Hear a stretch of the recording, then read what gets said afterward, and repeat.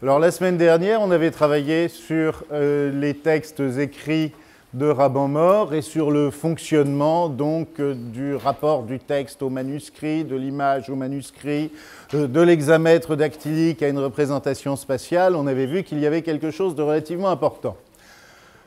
Aujourd'hui, on va faire quelque chose sur ce cours-là qui pourrait paraître comme un excursus, mais qui m'a paru cependant essentiel. Dans la mesure où les troubadours sont inventeurs de deux choses. D'une part, une virtuosité formelle en langue vernaculaire. Je sous-titre, la langue vernaculaire, c'est la langue populaire.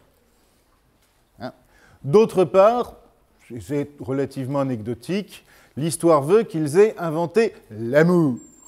Alors, on va peut-être nuancer, évidemment, l'amour existait avant, il était formulé auparavant, mais il est certain que la poésie des troubadours a contribué à mettre en forme toute une thématique, tout un imaginaire sur lequel nous vivons encore. Je vous donne 2-3 éléments très très rapides. Je vous rappelle que les troubadours nourriront Pétrarque, qui nourrit les poètes de la Pléiade, qui nourrissent à peu près tout ce qu'on a comme idéal de l'amour jusqu'encore aujourd'hui. Il y a donc une mise en forme de nos inconscients, de nos modèles idéologiques qui remontent aux troubadours. D'où la nécessité de travailler sur ces personnes-là, d'autant plus que, assez généralement, dans le cursus de l'étudiant, de lettres modernes, à Rennes, mais aussi ailleurs, en général, on n'entend pas parler des troubadours et j'ai le sentiment que c'est quand même un peu dommage. Alors, il y a un certain nombre d'idées reçues que je vais essayer d'éviter, un certain nombre d'idées claires que je vais essayer de mettre en place. Les troubadours, quand on évite toutes les choses du genre Georges Brassens, le troubadour des temps modernes. Là, on parle des vrais. Le troubadour, c'est 1070-1300 environ. Ça nous met donc du XIe à la fin du XIIIe siècle. Où c'est déjà quelque chose d'important dans le sud de la France. Le sud de la France, ça va être la région globalement où on parle la langue d'oc. Alors, une petite carte rapide. Elle y arrive, voilà. Voilà les pays où on parle d'oc. Vous voyez que ça passe quasiment au niveau de Bordeaux, parfois au sud. Bordeaux est parfois considéré comme un pays de langue d'oïl. Ça remonte jusqu'au sud de Lyon et ça monte dans les Alpes. Là, vous avez l'aire dans laquelle on parle les langues d'oc, qui vont être le poitevin, le limousin, le provençal, le gapençais, l'occitan, éventuellement le catalan ou d'autres dialectes. Et si vous reprenez une carte, celle-là, je l'ai prise dans l'anthologie de Martine Desriquet, vous trouverez que cette aire d'oc, si elle s'étend jusqu'à Poitiers, va descendre très largement jusqu'au sud de l'Espagne, mais bien au-delà des Pyrénées. En fait, le domaine des troubadours, ça va être l'ensemble du bassin méditerranéen, puisqu'on aura des troubadours en Italie et même en Sicile.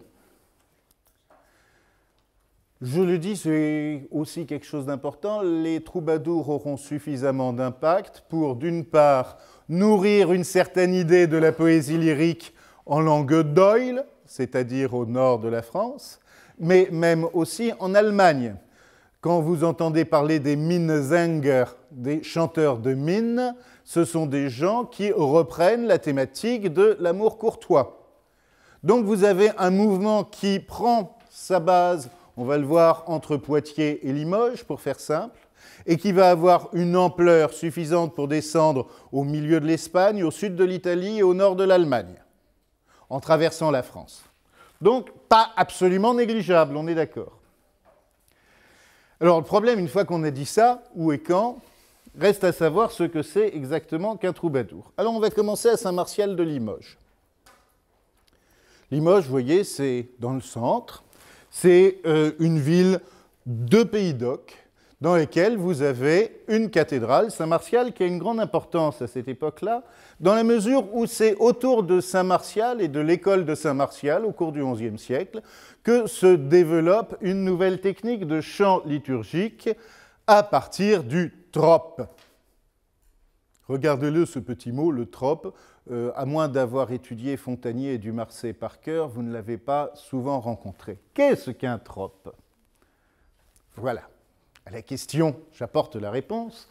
Le trope vient du latin tropus, ce qui vous réconforte, et qui vient lui-même du grec tropos, on le verra plus loin. Mode, mélodie, ton, chant, façon de s'exprimer. D'où le fait que le trope, on va pouvoir le comprendre comme un ornement aussi bien textuel que musical. D'accord? À partir de cela, on va remonter à l'archéologie du trope. Alors imaginez-vous dans les temps obscurs, quasiment ceux de Raban-Mort, du temps où les hordes normandes déferlent sur notre belle Neustrie, et voilà-t-il pas que quelques moines de Jumièges et de Saint-Vendry sont obligés de se réfugier à l'intérieur des terres et aller jusqu'au monastère de Saint-Gall. Saint-Gall, c'est dans la partie alémanique de la Suisse, donc c'est assez loin des côtes, comme vous le voyez, et ça permet d'espérer un petit peu de calme.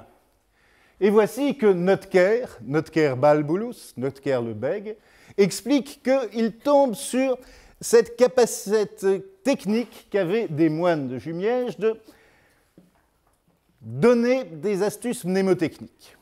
Alors, je vais vous faire un petit coup de chant grégorien, ça fait toujours plaisir. Vous avez sans doute entendu du chant grégorien. Le principe général du chant grégorien, c'est une syllabe par note, ou une note par syllabe. Credo in unum Deum. Voilà. Le problème, c'est que ça se gâte quand on se met à chanter des Alléluia ou des Amen ou des Kyrie.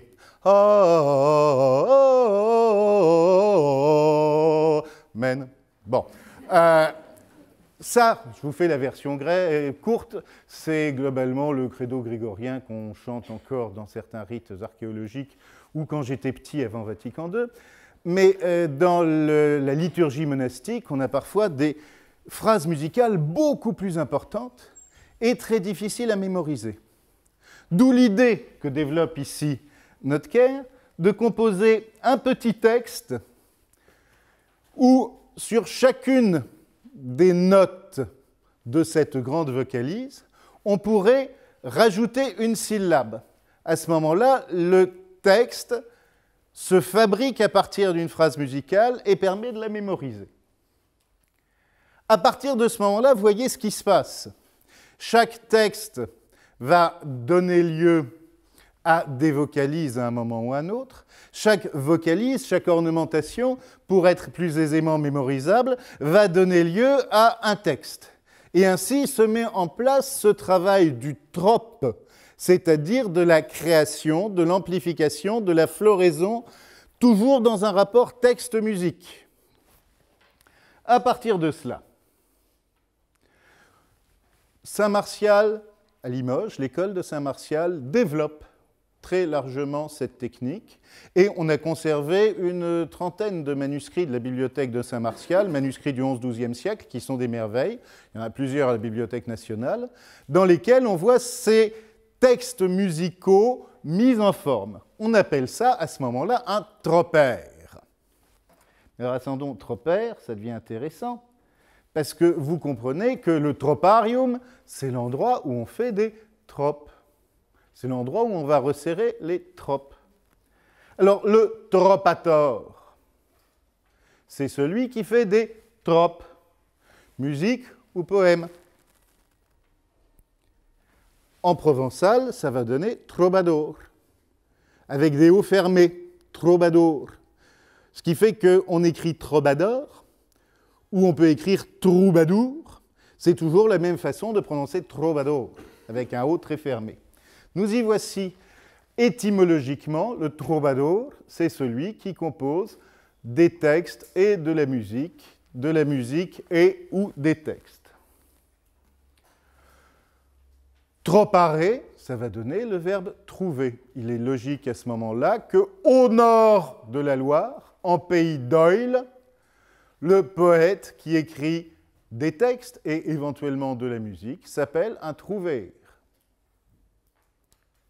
Alors déjà, Brassens ne peut pas être un troubadour puisqu'il écrit dans une langue d'Oyle et pas dans la langue d'Oc. Alors j'en profite pour signaler 2-3 choses qui généralement m'amènent à élever la voix. Il y a un certain nombre d'idées reçues qui circulent sur le troubadour.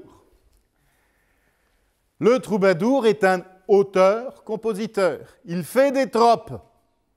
On est d'accord? Il ne fait pas la manche. Il ne chante pas. Très important. Plus important encore, l'image que vous avez eue partout, c'est faux. On est bien d'accord? Et dernière chose qui est en général le corollaire des âneries que j'entends à la suite de ça, non plus. Le premier qui me parle du troubadour qui se balade avec sa guitare et qui fait la manche, je l'assassine. Bon, il faut bien réaliser que là, vous avez une série d'à peu près de lieux communs qui sont de véritables catastrophes et qui vous empêchent complètement de comprendre ce qu'a pu être le troubadour au XIIe-XIIIe siècle. Et j'ai vu des cours d'histoire de la musique donnés par des collègues tout à fait respectables au demeurant qui nous expliquaient que le troubadour allait de château en château. Ben non. Quelques noms de troubadours. Guillaume IX, duc d'Aquitaine, comte de Poitiers. Bien. Geoffrey Rudel, comte de Blaye. Folc, évêque de Marseille. Richard Cœur de Lion, vous avez entendu parler peut-être. Hein, bon, il se battait, il a fait la croisade, il a été prisonnier. Et on pourrait signaler, parmi les gens qui ont composé des chansons en occitan, Frédéric II de Hohenstaufen, empereur d'Occident. Vous croyez que ces gens-là, ils avaient le temps de faire la manche à la terrasse des bistrots? Vous voyez l'évêque de Marseille en train de promener son chapeau? Non. Ces gens-là, c'était des auteurs, compositeurs, qui composaient de la musique et des poèmes et qui les confiaient au chant, à la divulgation, à des jongleurs. Ça n'exclut pas qu'entre eux, éventuellement, ils poussaient la chansonnette, mais ça n'était pas des professionnels du spectacle. D'accord? Après ça, il existe des jongleurs. Des jongleurs, c'est-à-dire des intermittents du spectacle, des professionnels du divertissement. Il existe des jongleurs qui sont aussi des troubadours. Il existe des interprètes qui sont aussi auteurs-compositeurs. On fait bien la distinction, d'une part, entre troubadour et jongleur, ce qui est indispensable. D'autre part, évidemment, entre troubadour au sud, trouvère au nord. Déjà, si vous avez ça à peu près clair, mon cours n'aura pas été tout à fait inutile. Bien, on continue. Maintenant, on va un peu reprendre les questions de musique et vous expliquer ce qui se passe quand même. Là, vous allez écouter un bout de chant grégorien, un bout d'une lamentation d'une leçon des ténèbres. Donc, c'est la liturgie du vendredi saint. Théoriquement, on vous annonce ça tout de suite.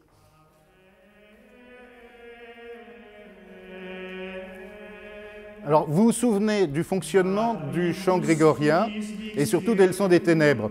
On a régulièrement une lettre grecque et ensuite le texte.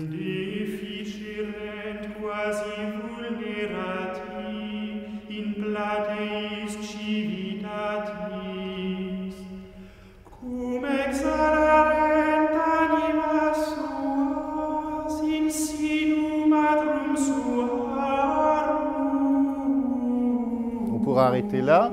Qu'est-ce que vous avez entendu? Vous avez bien entendu ce que je vous annonçais, le principe du une syllabe par note, avec de temps en temps sur la fin, là c'était la fin du verset, 3 notes sur la dernière syllabe.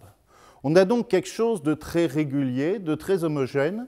On en parlait peut-être, non, ce n'est pas avec vous, avec d'autres étudiants, on a rappelé que dans une église romane, comme celle que vous avez, le merveilleux Saint-Philibert de Tournus, vous avez des voûtes rondes et une capacité pour le son d'entrer en résonance de façon extrêmement intense.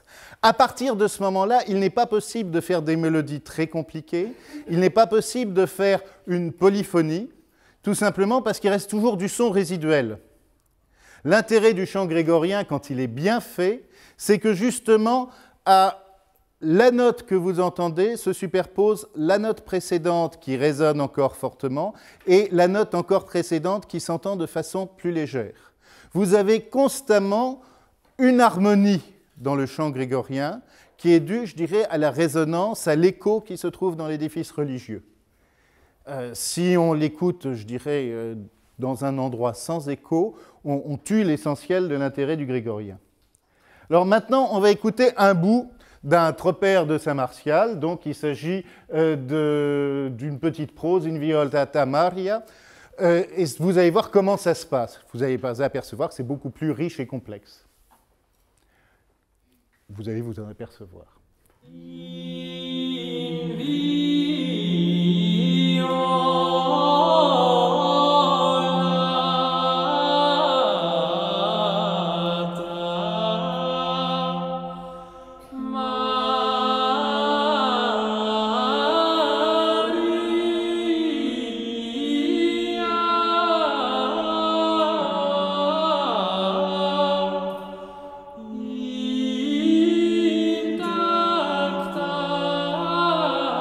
Alors, ce qu'on entend ici, vous le voyez très clairement, c'est sur des notes longues, des valeurs longues qui ont été rajoutées, elles ne figurent pas dans le manuscrit, vous avez quelque chose d'extrêmement orné avec ce qu'on appelle des mélismes, des ornementations très riches. On est, je crois que vous l'entendez très clairement, dans une autre culture. Je précise, bon là on vous a donné un petit exemple manuscrit, on peut en voir quelques pages sur le site de la Bibliothèque nationale. Vous avez la façon dont ces mélodies sont notées, c'est-à-dire ici avec des notations pneumatiques, vous voyez tous ces petits points qui sont au-dessus du texte correspondent à des modulations, à des phrases musicales. Alors donc quelque chose de très riche, de très souple, de très varié, qui manifestement provient d'une autre tradition que la tradition grégorienne. Ça vient d'une autre tradition parce qu'il semble très clairement que Limoges a subi l'influence arabe. Alors vous vous souvenez vaguement de Poitiers 735 et de toutes les difficiles relations que l'Occident chrétien a pu entretenir avec l'islam. L'histoire de Roland à Roncevaux montre qu'on a réussi à repousser les Sarrasins, qui sont tantôt des musulmans, tantôt des Basques, un peu n'importe qui, mais enfin, pas des gens comme nous. On a réussi à les repousser jusqu'aux Pyrénées. Et pendant du 8e au 12e siècle, le glacis des Pyrénées, en dessous, ce que les Espagnols appellent la frontera, va être un lieu de bataille, de reconquête lente de la péninsule ibérique par les chrétiens qui s'achèvera à la fin du XVe siècle, mais ça va être aussi un lieu d'échange extraordinaire. Rodrigue, le fameux Cid Campeador, passe une partie de son temps à être au service de l'émir ou du sultan, etc., pour se battre contre le seigneur chrétien qui est un petit peu plus injuste, un petit peu plus pillard que l'autre. À partir de ce moment-là, il y a effectivement des échanges, et ces échanges ils vont se manifester par l'intérêt pour la musique et par l'intérêt pour la poésie. Alors, l'intérêt pour la musique, on le retrouve très clairement. Vous avez peut-être entendu parler des noubas. Alors, je rappelle l'expression « faire la nouba ». Aujourd'hui, vous connaissez tous, vous pratiquez assidûment, c'est faire la fête.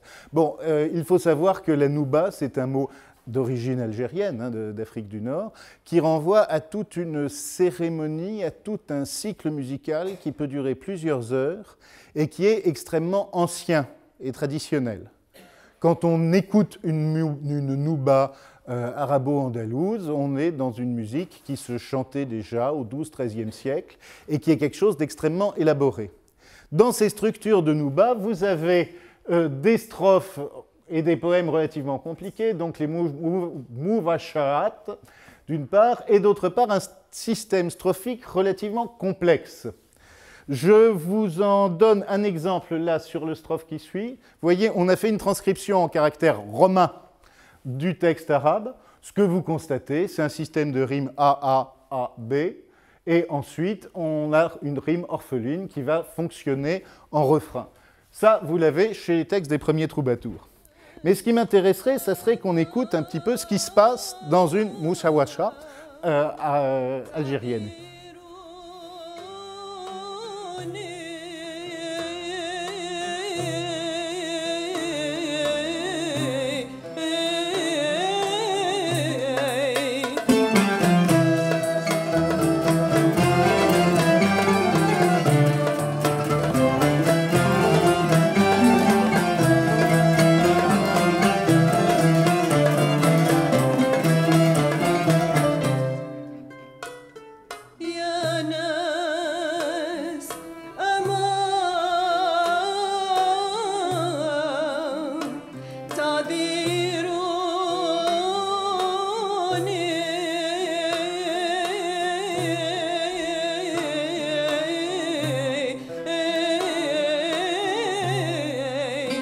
Bon, alors ce que vous constatez, c'est que peut-être ce goût interminable pour le mélisme, c'est-à-dire un texte complètement distendu, et en même temps des ornementations extrêmement savantes, il est constant. On retrouve dans les tropes d'un Saint-Martial à peu près la même chose que ce que l'on a dans la nouba. Alors vous me direz, cette nouba, non, c'est super algérien. Bon, vous enlevez les instruments de musique, vous enlevez les percussions, vous changez le timbre, qui est un timbre un petit peu nasal correspondant à une esthétique, et vous apercevez qu'on va entendre des choses tout à fait proches de ce qu'on a à Saint-Martial de Limoges, comme par exemple cette antienne « Lilium floruit ».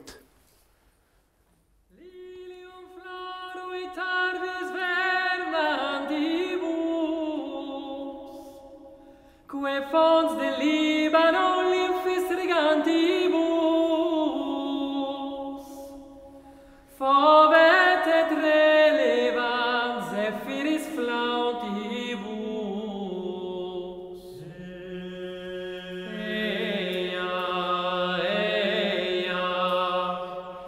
eia grex in pascuis saluda tuberimis et sequantur agmina agnum inter lilia. Je crois que vous entendez assez clairement qu'on est dans ce type de musique qui est tout à fait convaincant.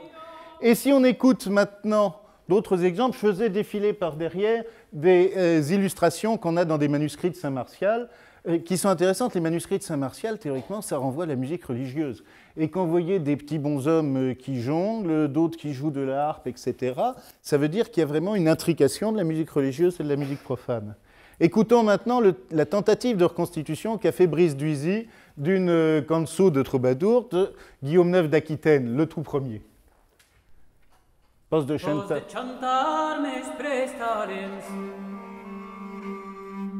Farà un vers d'un sui dolents, mas non sarai obedient, en peitau ni en music.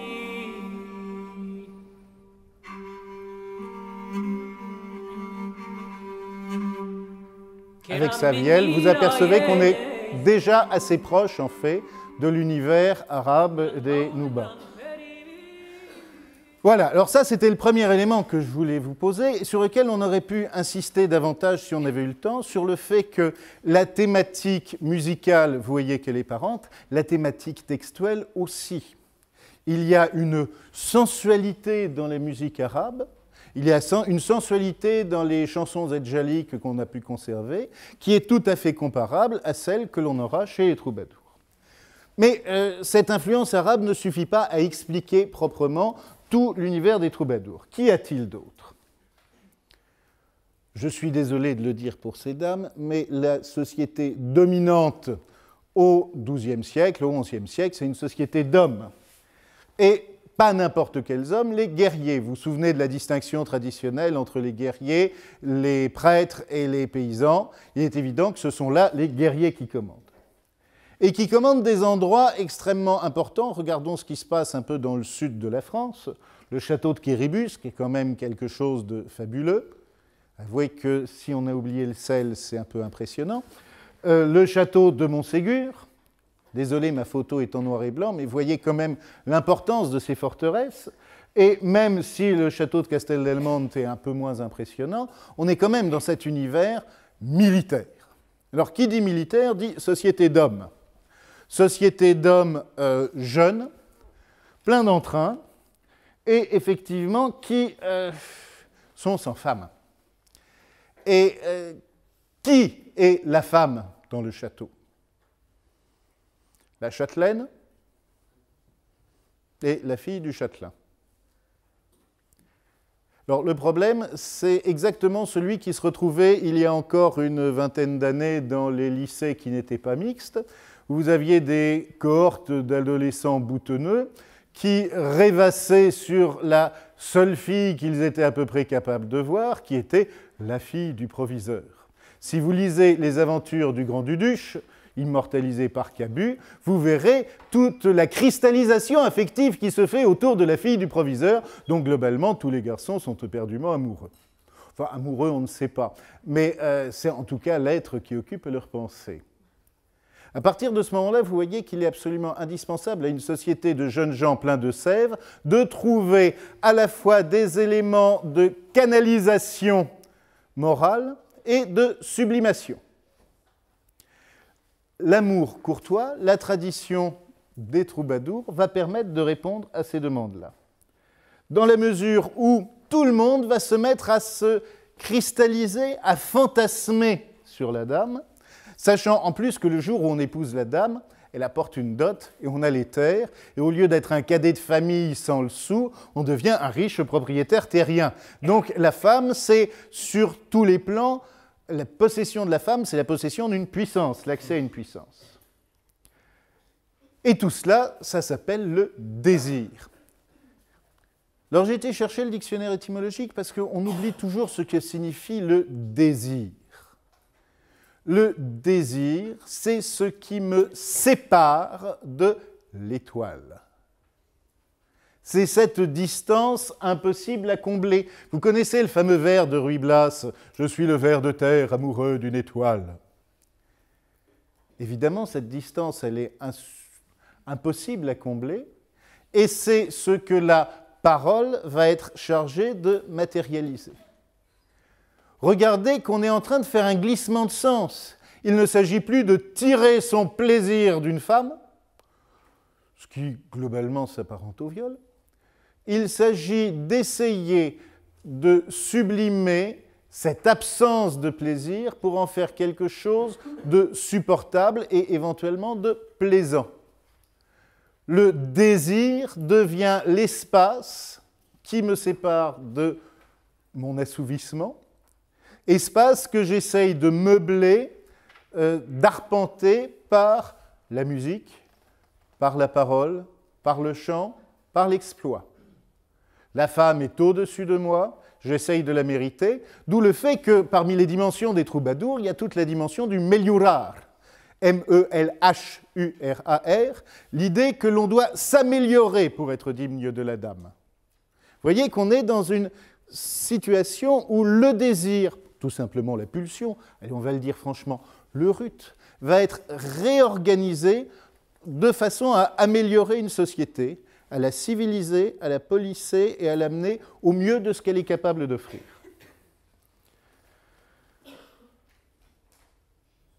À partir de cela, parallèlement, bizarrement, on voit apparaître la femme, et pas n'importe laquelle, la Vierge. Vous me direz, qu'est-ce qu'elle vient faire là?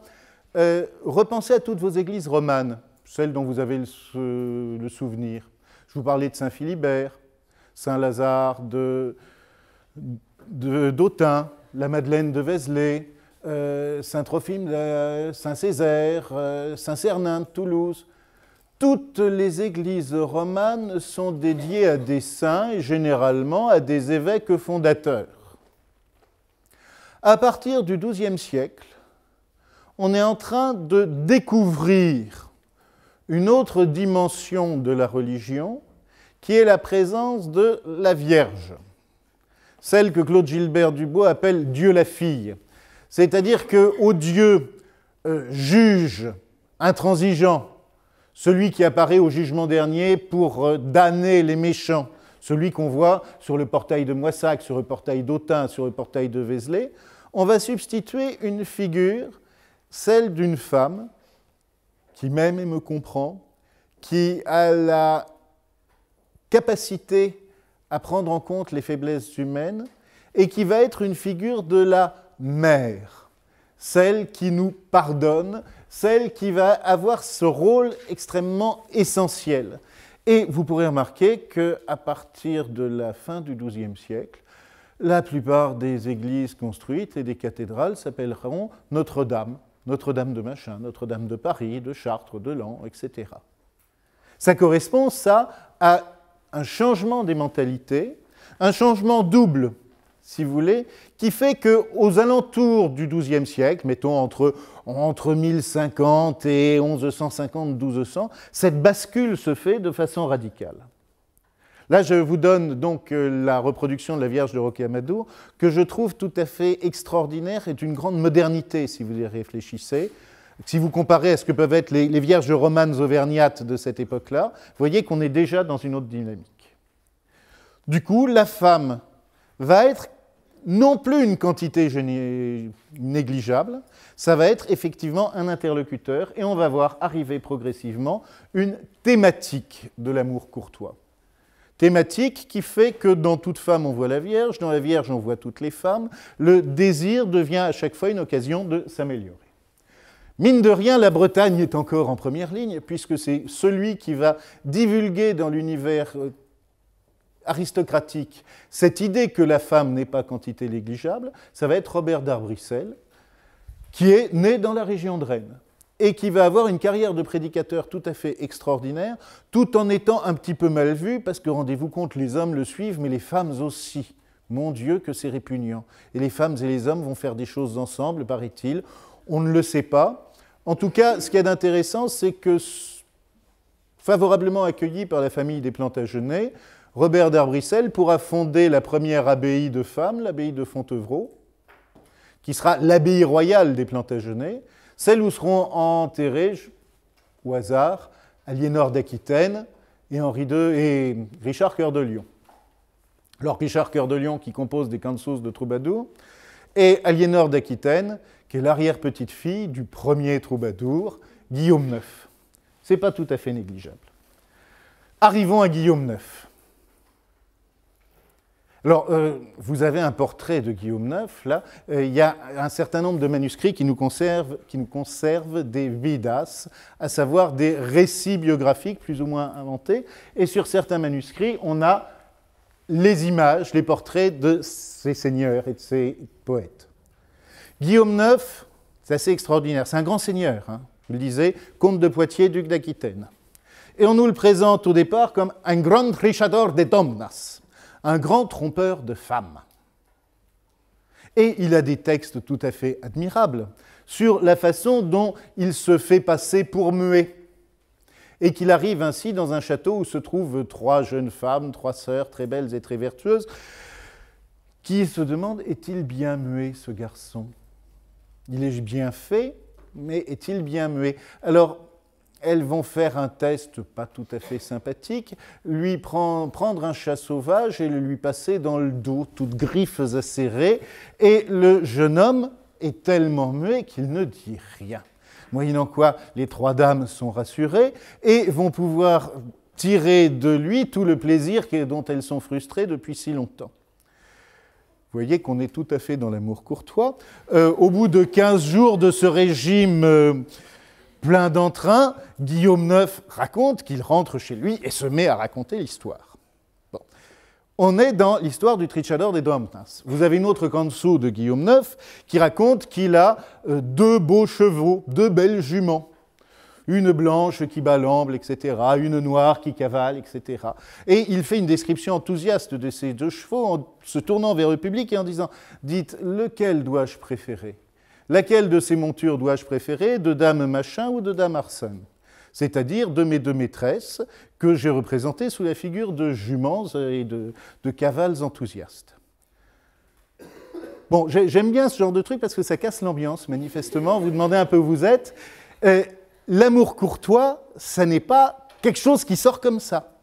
C'est au départ quelque chose qui va être fabriqué à partir de textes, on va le dire gentiment, pleins de sève. Guillaume IX, c'est le premier des troubadours, ou plus exactement, c'est le premier troubadour dont les œuvres nous soient conservées. Comme il était comte d'Aquitaine, comte de Poitiers, duc d'Aquitaine, il a effectivement toute raison pour qu'on conserve ses œuvres. Il y en avait sans doute avant. Mais c'est à partir de lui que les choses vont se mettre en place. Mais si vous regardez ce texte, dont on va peut-être pouvoir écouter un petit peu la façon dont Brice Duisy le chante en arrière-plan, si vous écoutez ce texte, qu'est-ce qu'il dit? Je vais faire un vers, un poème, de pur néant. Il ne sera ni sur moi, ni sur les autres. Il ne parlera pas d'amour, ni de jeunesse, ni de rien d'autre, car je l'ai inventé, je l'ai fabriqué, en dormant sur mon cheval. Je ne sais pas quand je suis né, je ne sais pas si je suis heureux ou malheureux, si je suis étrange, étranger ou intime, je ne sais pas, et j'ai été enchanté de nuit sur une haute montagne. Et le texte continue. Je ne sais si je me suis endormi ou si je veille, et je ne sais pas si je suis heureux ou malheureux.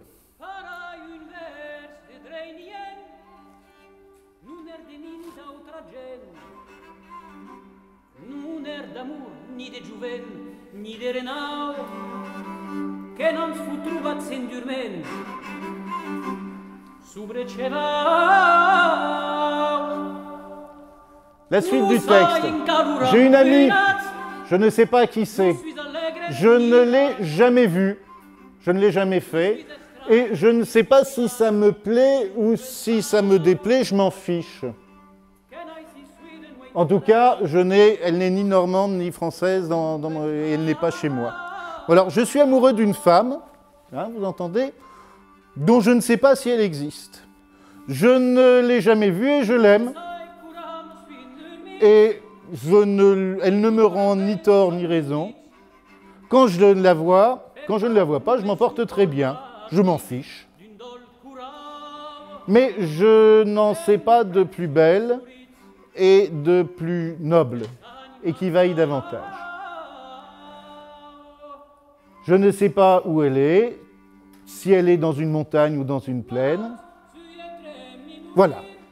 Et après, on termine par « j'ai fait le vers, je ne sais pas de qui, et je l'envoie à celui qui l'emmènera plus loin, vers Poitiers, et qu'il transmette la contraclao, la contre-clé. » Alors, si vous regardez notre texte, il fonctionne très exactement comme une sorte de petit coffre hermétique, où on commence à nous parler d'amour, en disant très bien, et c'est ça qui me paraît important, « je suis amoureux d'une femme », dont je ne sais absolument pas si elle existe ou non, et à la limite, je m'en fiche. Et, malgré tout, il y a peut-être une clé à tout cela. Alors, ça vous amène peut-être, si vous repensez à l'histoire, à réfléchir un petit peu à la façon dont s'organise la poésie lyrique jusqu'au XVIe siècle. Quand Ronsard est amoureux d'Hélène de Cassandre ou de Marie, Marie, Hélène ou Cassandre n'ont d'intérêt que dans la mesure où elles servent de déclencheurs poétiques. Ce ne sont pas des dames dont il est éperdument amoureux. Il l'est peut-être, mais ce qui importe, c'est de manifester l'absence qui les sépare par cette poésie. Ici, le premier texte que l'on ait, enfin un des textes qu'on a du premier troubadour, revient très exactement à dire « Je parle d'une femme dont je ne sais pas si elle existe, et à vous de vous débrouiller, savoir s'il y a une clé, s'il y a une contre-clé, on s'en fiche. Ce qui compte, c'est que j'ai fait un vers des Dreitnien, et j'ai réussi en dormant à vous mettre dans un état un petit peu différent. » J'aime bien ce texte de Guillaume IX parce qu'il met dans une certaine perspective. Et la deuxième chose que l'on croit souvent, c'est l'idée du troubadour. Alors ça, on doit ça non pas à Brassens, mais à Viollet-le-Duc, à Victor Hugo, le troubadour au genou de sa dame en train de lui conter fleurette. J'ai l'impression qu'on a tous vu cette image-là dans des adorables petites gravures 19e. Le troubadour est-il sincère? Alors ça, il y a toute une rhétorique. Et la rhétorique, elle travaille dès le XIIe siècle. Est-ce qu'on peut écrire de vraies et belles chansons d'amour si on est amoureux ou si on n'est pas amoureux? Et alors, celui qui écrit des chansons d'amour s'il n'est pas amoureux, ce n'est pas un bon amant, et puis ce n'est pas des bonnes chansons. Mais je veux dire, quand vous êtes complètement amoureux, heureux de surcroît, vous avez généralement autre chose à faire que de composer de sublimes chansons d'amour. Hein, je pense là encore à Brassens et à sa façon de faire le blason du con et de dire qu'il y a d'autres façons de lui rendre hommage et que je les connais. Là, on est dans une dynamique où la question va être celle de jouer la sincérité.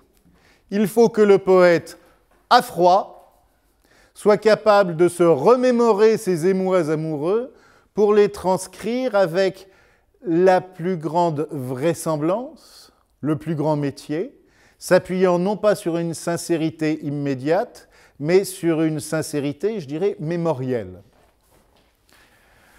Alors, une belle histoire quand même, parce qu'il en faut une. L'exemple de Geoffrey Rudel. Vous avez entendu parler de Geoffrey Rudel, l'histoire en est touchante et lamentable. Il a écrit une très très belle canzone qui est « Quand les jours sont longs en mai ». Quand les jours sont longs en mai, j'ai beaucoup de plaisir à entendre le chant des oiseaux au loin. Et quand je suis parti de là, je me rappelle un amour de loin. Et je vais malheureux en Bronx et Clis, etc. Et rien, ni les champs, ni les fleurs d'aubépine ne me plaisent, pas plus que l'hiver gelé. Voilà.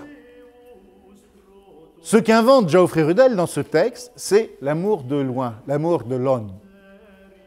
Et qu'est-ce qu'il dit tout simplement? Qu'un jour, il verra cet amour de long, vous l'avez dans la deuxième strophe. Mais pour un bien qui m'arrivera, j'en aurai deux souffrances, car elle est très loin. Ah, si je pouvais être un pèlerin, de façon à arriver jusque chez elle et de voir ses beaux yeux et d'être vu par elle. Et le texte continue. Ah, qu'est-ce que je serai heureux quand je la verrai et je lui demanderai pour l'amour de Dieu, l'amour de loin. Et s'il lui plaît, je me logerai près d'elle, même si je suis de loin. Alors, ce sera de belles paroles quand nous devrons nous séparer. Et le texte continue, Irat se gausens man parrei, je m'en irai à la fois souffrant et heureux de l'avoir vue. Voilà une belle canzou qui se continue, je crois encore sur Deleuze. Jamais d'amour je ne jouirai si je ne jouis de cet amour lointain, car je n'en connais pas de plus noble ni de meilleur, et je n'en vois d'autre pas, en nulle part, ni de loin ni de près. Donc voilà l'histoire de Geoffrey Rudel. Et cette canzou, elle est tellement belle, elle marque tellement les poètes et les troubadours, qu'ils ont décidé de raconter la vida de Geoffrey Rudel. Cette vida, vous la voyez, Geoffrey Rudel de Blaia, si faut gentis homme, et fum princes de Blaia. En enamoret-se de la comtesse de Tripol 16 vezer, per lo ben qu'elle a osé dire als pèlerins que vengen d'Antiocha. Et fait de lis mein vers à bon sens, à pauvre smuts. Voilà que notre Geoffrey Rudel est amoureux de la comtesse de Tripoli. Et il en est tellement amoureux qu'il décide d'une part de composer des bons poèmes, bonnes mélodies, à pauvre mots, avec des paroles simples. Et il va la voir, regardez comme l'histoire est touchante. Ils se croisent et se mit en mer. Malheureusement, il tomba malade d'abord, il fut transporté dans une auberge de Tripoli comme mort. Et ceci fut dit à la comtesse. Et elle vint vers lui auprès de son lit, elle le prit dans ses bras. Il sut que c'était la comtesse et tout à coup, il recouvra la vue et l'ouïe. Il remercia Dieu de l'avoir maintenu en vie jusqu'à ce qu'il l'eût vu, et ainsi il mourut dans les bras de la comtesse. C'est pas beau, ça? Alors, on n'a aucune idée, on sait que Geoffrey Rudel était bien comte de Blaye, on sait vaguement qu'il s'est croisé, on ne sait pas s'il est mort dans les bras de la comtesse de Tripoli. Mais si vous regardez la vida qui est racontée, ce n'est rien d'autre que l'extrapolation de la canzone Quand les jours sont longs en mai, l'extrapolation, la mise en œuvre de ce que peut être l'amour de loin. Je suis amoureux d'une dame que je n'ai jamais vue, je vais la voir, et j'ai le bonheur de mourir entre ses bras, et juste d'avoir les yeux qui se décilent au dernier moment, au moment ultime. Ça c'est l'amour. Et voilà comment se mettent en place des icônes, des éléments mémoriels extrêmement importants. Voilà pourquoi notre troubadour, il est toujours en train de surenchérir sur la sincérité, sur la vérité de ses sentiments. Mais cette sincérité, c'est ce que vous aurez très très souvent. J'aimerais juste vous signaler que les choses ne sont pas si simples. J'ai repris là quelques petites phrases de Paul Zumthor, un grand critique à lire de toute façon, je vous renvoie à son essai de poétique médiévale.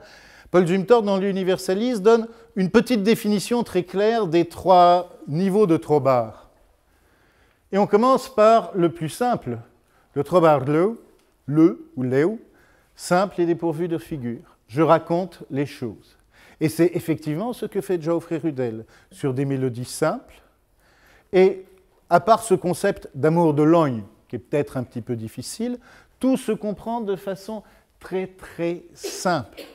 On n'a pas l'impression qu'il y ait une difficulté extrême. Ce sont les troubadours qui sont à la fois les plus touchants et parfois un petit peu les plus fragiles. On a parfois l'impression d'une mièvrerie, quand on écoute certaines cançons. Mais il y a d'autres choses, et le trobarleo n'est qu'une des catégories du trobar. Vous avez aussi le trobarric, une façon de trouver où on va travailler sur des sonorités. Et là, je vous ai mis quand même un petit portrait, toujours dans les Védas, d'Arnaud Daniel. Et Arnaud Daniel, il est considéré comme le plus grand et le meilleur des troubadours. Quand vous lisez l'œuvre de Dante, vous voyez Arnaud Daniel dans les Enfers, parce qu'il a fait de trop belles poésies sur certains points, et vous le voyez cité très régulièrement dans le De Vulgari Eloquentia, toujours du même Dante, où on le considère comme le modèle absolu.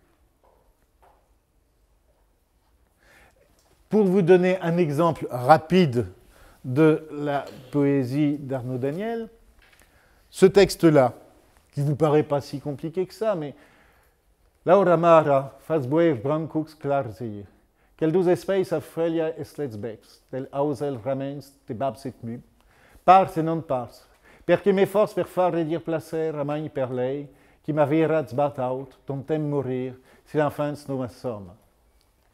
Alors, regardez un petit peu le texte, vous apercevez qu'il y a des systèmes d'écho de rimes extrêmement complexes. Vous le voyez.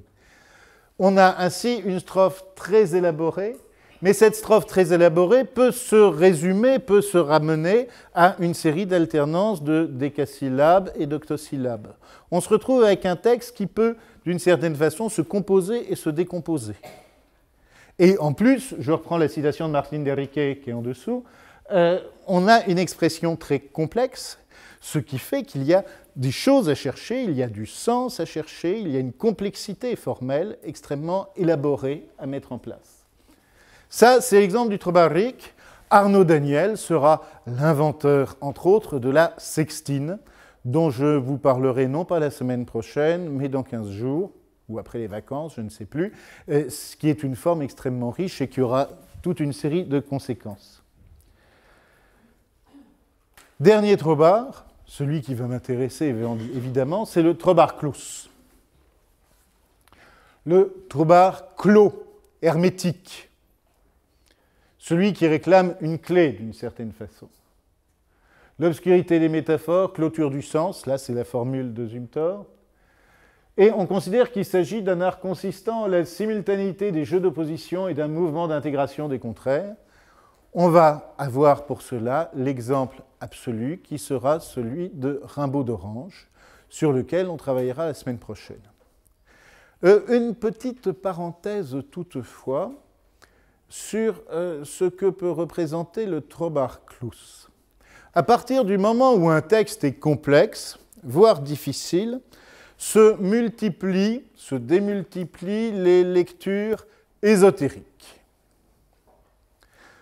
Depuis à peu près une centaine d'années, on a traditionnellement le discours selon lequel les troubadours, oh là là, c'est beaucoup plus compliqué que ce qu'on veut croire. D'ailleurs, il y a des secrets cathares, il y a quasiment la clé du trésor caché de Montségur à l'intérieur des poésies des troubadours. Et en fin de compte, quand ils chantent la Vierge, ils chantent la déesse, machin, etc. Alors, s'il vous plaît, on se calme. Tout ce qui a pu s'écrire sur les troubadours relève en général de l'illumination, un peu, je dirais, ce qu'on appellerait le syndrome Da Vinci Code. Ça fait 50 ans, 100 ans qu'on a des grands canards, des grands canulars qui tournent comme ça et que les gens prennent souvent au sérieux, ou pas tout à fait au sérieux. Si on regarde les textes des troubadours, ils nous parlent d'amour, ils nous parlent de politique, ils peuvent avoir éventuellement une influence cathaре dans la mesure où il y a une exaltation de la femme plus pure que ceci ou cela, mais comme on ne sait plus rien des cathares et du détail de la tradition cathare, comme on ne sait pas grand-chose des conditions d'énonciation du texte, quand on commence à raconter des histoires, en général, on se fait plaisir et on dit n'importe quoi. J'insiste sur cette donnée-là, on peut lire les textes. J'ai entendu il y a une dizaine d'années une analyse qui avait été, elle, un petit peu plus intéressante, qui montrait que certains textes pouvaient être recompris dans des perspectives alchimiques.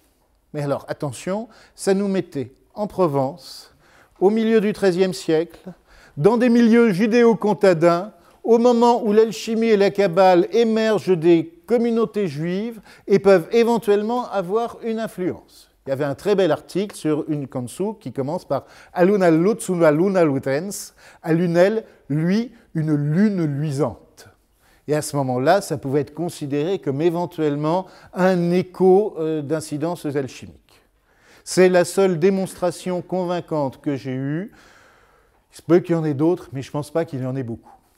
Alors, le Trobarclus, il se contente d'être un peu opaque, mais il n'est pas forcément hermétique. Vous ne trouverez pas le secret des Templiers. Et on va vous donner donc cet exemple d'une canso de troubadour. Ah, respland la flor inversa, pels trancant rangs et pel pretres, qual sor, nos geli conglapis que cots et distregne trenca, ton vei morts quil Christ brei ciscles, en foils en rams et en giscles, mas mit en vers et Jos en Joyce, con vei sex lot donen croix. La traduction doit vous aider complètement. Maintenant, resplendit la fleur inverse sur les écueils tranchants et les tertres. Quelle fleur? Neige, gel, gelée blanche, qui cuit et tourmente et tranche, etc. Bon, ce texte-là, on est d'accord, il ne saute pas aux yeux. On ne va pas dire que c'est du Trobarleux, et je ne vais pas vous raconter l'histoire d'un Rimbaud d'Orange qui tombe dans les bras de la comtesse de Die, comme l'a fait Geoffrey Rudel. Par contre, je pense que ce texte a un sens, et si vous en êtes d'accord, c'est ce que nous verrons la prochaine fois, la suite au prochain numéro. Voilà.